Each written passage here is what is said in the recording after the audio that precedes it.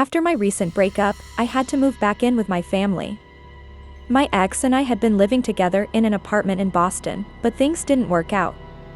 Here's a piece of advice: never sign a lease with someone you've only recently started dating. It's a mistake I won't repeat. He turned out to be nothing like I thought, and the breakup left me needing a new place to live. My parents live in Western Massachusetts, which is a stark contrast to Boston. If you've ever been to Massachusetts, you know the farther west you go, the more rural it gets. I'm not a country girl. I prefer being in or near a big city, especially since I'm still in my 20s. My parents' area is quiet and uneventful, boring, honestly, but I'm hoping this is temporary until I can afford my own apartment. That said, I've decided to avoid Boston for personal reasons.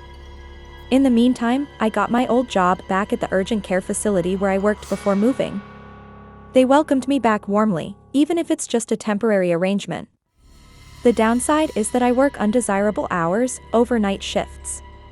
While the shifts themselves are easy, they're also dull, and the schedule completely wrecks my sleep pattern and social life, not that the social scene here is exciting. After my shifts, I usually grab what counts as dinner for me, typically takeout, since most places aren't open at that hour. Early this morning, after my 4 a.m. shift, I stopped by a local bagel shop that opens at that time. They offer a wide range of food, so I picked up a chicken sandwich and a salad to eat at home. I also needed gas, so I stopped at the local Shell station, one of the few stations open that early. The Shell parking lot is massive, but I rarely see cars there, even during the day. I went inside to pay cash to save a little money, and when I came back to the pump, I noticed another car, a blue sedan, had pulled in. A man got out of the car as I started fueling up. He locked the nozzle on his pump to let it fill automatically, then walked over to my side and said, "Want to see a funny trick?" I immediately regretted engaging with him, but for some reason, I said, "What's the trick?" He proceeded to do that silly old, pull my finger off, trick with his hands, pretending to separate his finger. He kept looking between his hands and me with a sarcastic expression, as if he knew how ridiculous he looked. I fake laughed, hoping he'd leave, but he didn't. He just kept doing it, even after I looked away and tried to ignore him. When the gas nozzle clicked, signaling my tank was full, I felt relieved. I quickly replaced the nozzle, grabbed my change inside, and came back out. The man was nowhere to be seen, but his car was still there, with the gas still pumping. I didn't want to stick around, so I got in my car. Out of paranoia, I checked the back seat to ensure he hadn't climbed in. Everything seemed fine, so I locked the doors and drove home.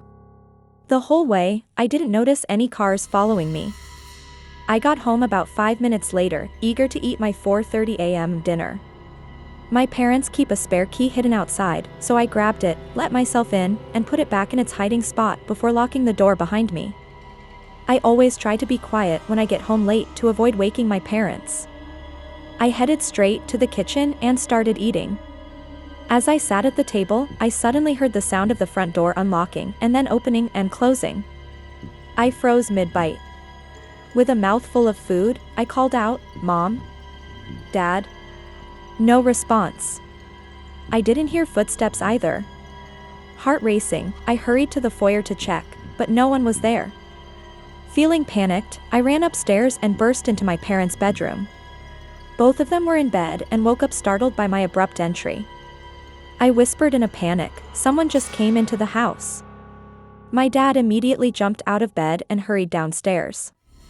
I cautiously followed him as he turned on every light along the way. When we got to the front door, he checked for the spare key. It was gone. My mom and I were horrified, but she still took a moment to lecture me about not checking my surroundings before putting the key back. My dad started searching every room while we followed him. He checked my older brother's room and then moved on, leaving the lights on. I stayed behind for a moment to double-check a few spots he might have missed, though I didn't expect to find anything. I looked under the bed and in the closets, nothing. I then went back downstairs, where my dad was searching the basement. I didn't want to go down there, even with him, so I stayed on the main floor with my mom. Curiosity got the better of me, and I decided to check the dining room, which is near the foyer. I crouched down to look under the dining table. And there he was. The man from the gas station was hiding under the table. I recognized him immediately and screamed at the top of my lungs. My mom screamed too, and my dad came rushing upstairs, ready to defend us. The man crawled out from under the table and started fighting my dad, who's in his mid-60s. Despite being older, my dad held on to him, and my mom and I jumped in to help, punching and hitting the man however we could. Finally, after all three of us were attacking him, he decided to retreat and fled through the front door. We called the police, and thankfully, they arrived quickly. However, the man still had the spare key. The police parked a patrol car in our driveway that night to discourage him from coming back. My dad also wedged a chair against the front door and slept in the living room. The next day, he changed the lock, and my parents stopped hiding a key outside permanently. I feel an overwhelming sense of guilt for bringing that man to my parents' house. It was my carelessness, but I genuinely believe he followed me with his headlights off because I didn't see any cars behind me during the drive home.